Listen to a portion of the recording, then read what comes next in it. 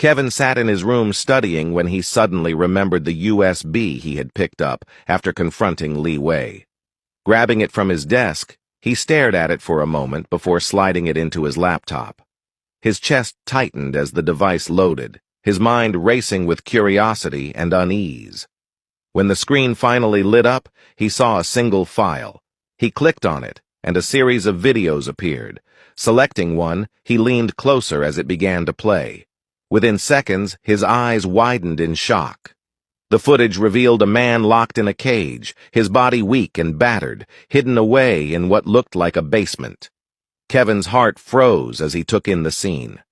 The man looked like he had been kidnapped by Liwei, and his condition was dire.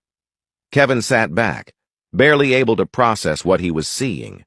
He had always sensed something was wrong about Liwei, his coldness, his detached aura, the intimidating air that surrounded him.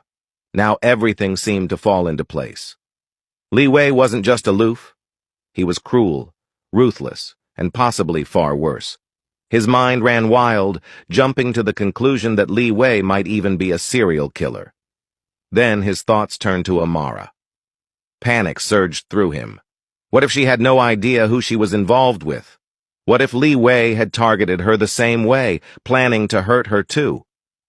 Kevin clenched his fists, his resolve solidifying. He couldn't allow that to happen. He immediately grabbed his phone and dialed her number. When Amara answered, he quickly asked her where she was. She replied that she was at the ice skating rink with Momo.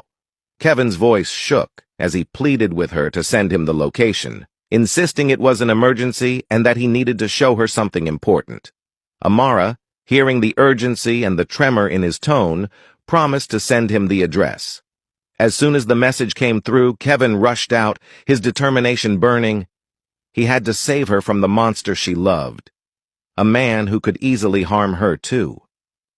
Meanwhile, Liwei and Master Shen had traveled to the outskirts, arriving at the secluded yard of the military man who had once been Liwei's father's friend.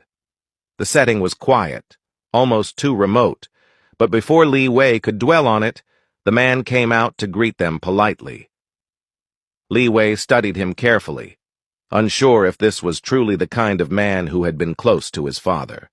Still, he pushed his doubt aside and sat with Master Shen as they began their conversation. Wasting no time, Liwei asked how he had known his father. The man replied that he and Liwei's father had met in university, studying the same field and quickly becoming inseparable. They had even enlisted in the military together.